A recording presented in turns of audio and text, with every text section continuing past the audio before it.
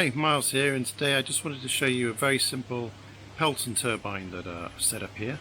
It's almost embarrassingly crude really, but we've got a turbine underground at the bottom of a slate mine that doesn't generate a lot of power, but it's a very old one. It charges some sealed lead acid batteries, so we can then recharge our tools like our drills and breakers and things. But it's conked out the main drive shaft on its failed, so it's going to take a bit of time to repair. So I just wanted to make something up really from stuff I could find in the warehouse that's just going to generate a bit of power from water. And I did actually have this little Pelton blade set that I ordered from Greece a couple of years ago, and for a project I never used. And I've got this electric scooter motor, so 24 volt DC permanent magnet 350 watt motor. So that'll work in reverse as a generator, and bolted it to the wooden bracket. Well, a bit of a fence post actually. There's another bit of fence post here, and inside the fence post is, if you can see it, that's basically like a garden hose jet. So you put it on the end of your hose and you adjust the jet, and it gives you like a nozzle, so it just blasts water. What I've done is I've drilled a hole through this piece of timber that's exactly the right size, or slightly smaller, and then had to hammer it through. It's all brass construction, so that's actually really sturdy in there now. There's no adjustment unfortunately now it's all hammered in there, other than the jet shape. So hopefully it's in roughly the right place. You can see the motor had an 8mm output shaft on it in there, so I've had to machine up like a hub on the lathe using aluminium. And you probably see it better like that. And just put some bolts through it, just to sort of hold it on. It's very solid, you know, it's not going to come off, but everything here is pretty substantially fixed together. And this piece here is bolted through into there. It's all pretty sturdy. It's not going to generate much power, I've got to be honest. You know, we're lucky to see more than about 20 watts out of this.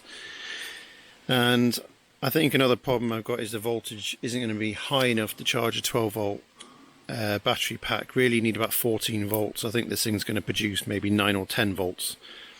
But I can use a boost circuit, so I've ordered one. It costs about £4.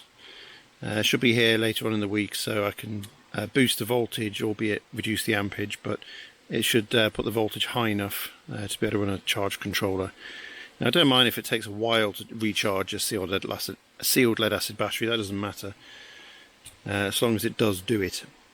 So I haven't actually tested this yet, so I'm now going to plug a hose on it and see what we get out of it. Right, hose is on there. It's dripping a little bit because my stop tap's not very good. So this will be running on mains water pressure, which here at this house I think is actually quite similar to the pressure we've got at the mine. It drops vertically, it was something like 60 meters, 70 meters, but it's quite a long pipe on the horizontal, so there's a lot of friction. But I think the effective power at the end of the hose we've got in the mine is broadly similar to here, so I'm hoping for a similar result. So I've connected the wire to this voltmeter here.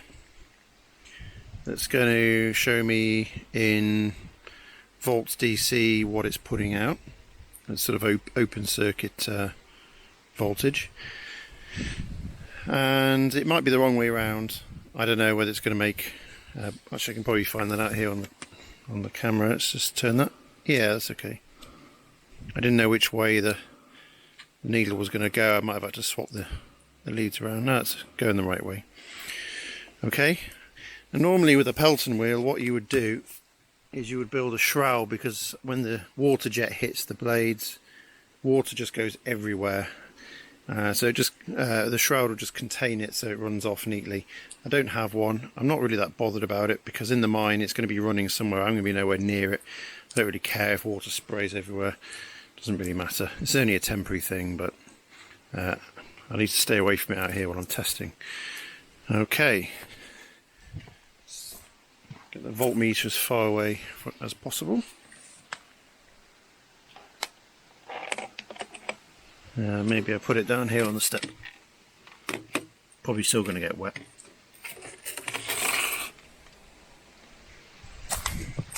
turn the tap on.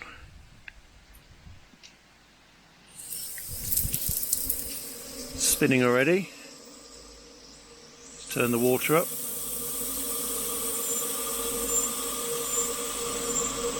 Okay, that's on full power. Let's take a look at it.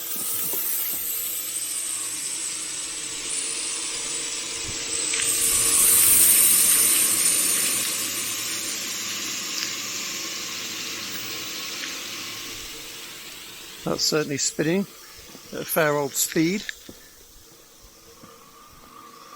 See, we've got volts wise, it's showing not so bad. 11 volts. So it's not quite enough.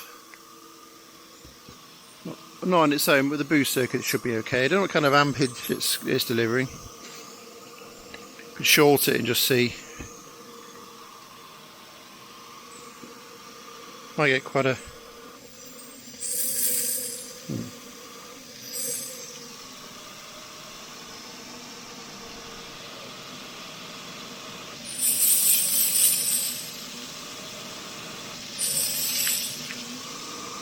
It's entertaining. Might go see if I can find like a 12-volt light bulb and see if I can light it up with it. It's a tricky thing to do with one hand. I got this little 12-volt floodlight here. It actually runs on anything from 10 volts to 30, so be fine for this. It's 10 watts, so it's quite power consuming. If I just connect it up to the banana clips here, let's see what happens. Oh yeah, that's bright.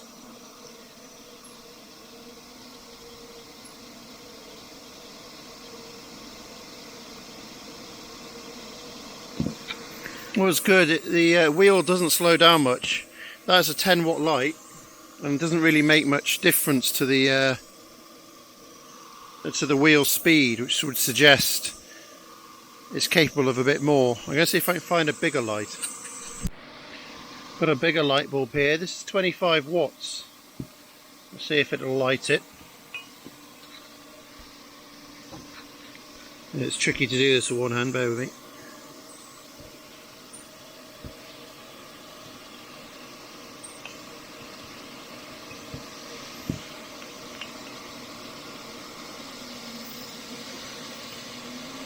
Does light.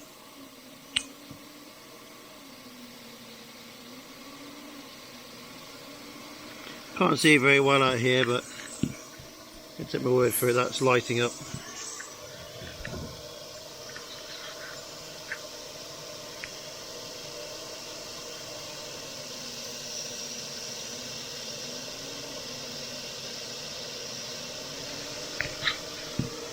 Although I think that it's not as bright as it should be. There's a bit of a voltage drop there, so it's probably not actually drawing 25 watts there. Even so, no, I reckon that turbine's probably making, I don't know, 20 watts probably, maybe a bit more, which is alright.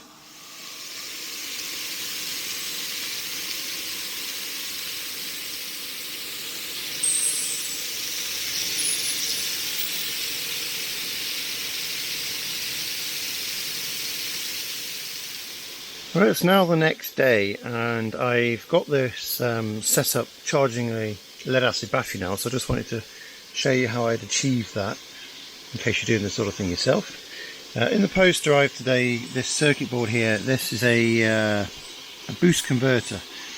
It works very simple. They're very cheap, and it cost me about, I think it was about £4, and you've got an input there, whatever you want, from about 3 volts up to about 20, I think. So input there, it'll convert it to whatever voltage you want. So you adjust it with this little turn screw here, and it outputs the voltage there.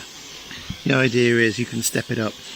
So coming in off the turbine, which is running at the moment, down there I've just put a piece of cardboard over it, so it's not so wet everywhere. And so it's coming in here, about 11 volts, and this is converting it up to 15-16 volts out to here, so the charge controller can use it for charging the battery. I put a diode in the line there, like a big solar panel diode. I actually don't need that. It's just wasting energy actually, it's getting quite hot. I thought that maybe I would need it, but actually I don't. So if you were doing this, I wouldn't bother with it. The problem with upsizing the voltage is that it's not obviously 100% efficient. There is a hit on efficiency, so this unit itself does get quite warm, and the heatsink there is getting quite hot to the touch. But it's kind of stabilised at that now. It's been running for about half an hour. It's kind of hot to the touch, but not too hot. And this is the charge controller. It's only a 12 amp unit. It's actually a Schneider electric unit, branded as Zantex. I've imported it from the USA. I've not found them for sale in the UK. They're a really good charge controller. I quite like them. I've had a few over the years and I find them very well made. So out of the boost circuit goes into the solar panel, positive and negative. Obviously it's not a solar panel, but it's fine. It does the same thing as far as this is concerned. Then you've got the battery in and out there that flows to this small sealed lead acid battery, a little 12-volt one. It's only a babby, but it's only to test the theory. And it's working. It's saying that it's charging slowly. And you know that it is, because if I disconnect the battery, you'll hear the turbine spin up as the load's taken off.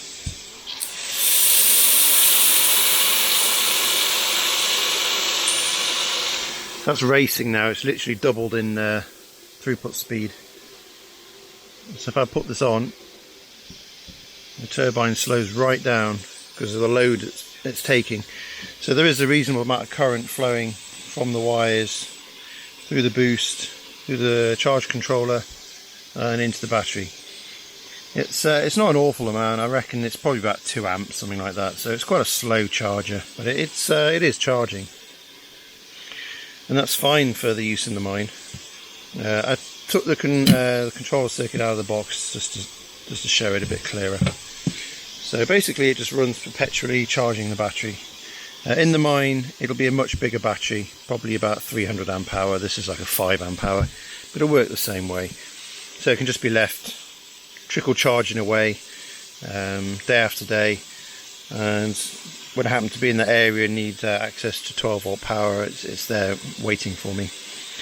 So yeah, all good, and yeah, thanks for watching, and don't forget to subscribe if you like this kind of thing. Okay, bye.